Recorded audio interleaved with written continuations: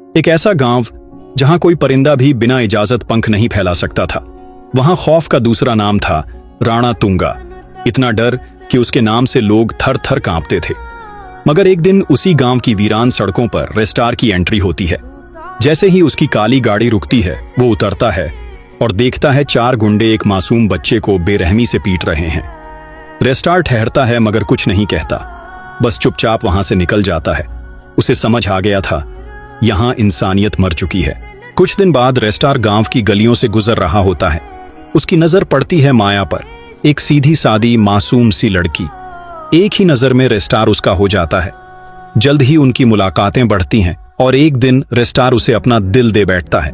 माया कुछ पल चुप रहती है और फिर कहती है, अगर तुम सच्चे हो तो मैं तुम्हारी हूं। एक दिन दोनों बाइक पर गांव से बाहर घूमने निकलते हैं, लेकिन इस प्यार को नजर लग जाती है क्योंकि माया राणा तुंगा की इकलौती बेटी थी।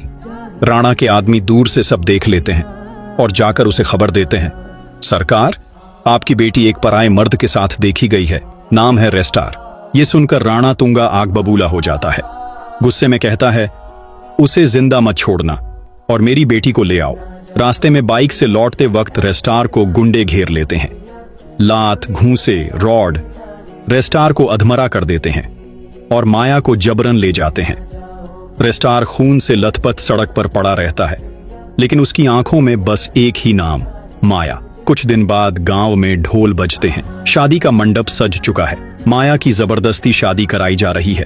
वो रो रही है, मगर राणा तुंगा के डर से कोई कुछ नहीं कर पा रहा। इज्जत के नाम पर बेटी को सौंपा जा रहा है। तभी धूल उड़ती है। रेस्टार की बाइक मंडप के सामने आकर रुकती है। वो अकेला आता है। जख्म अभी सूखे नहीं है। रेस्टार कहता है, माया मेरी है और सिर्फ मेरी रहेगी। राणा तुंगा खड़ा होता है, गुस्से से चिल्लाता है, तू भिखारी, मेरी बेटी के लायक नहीं।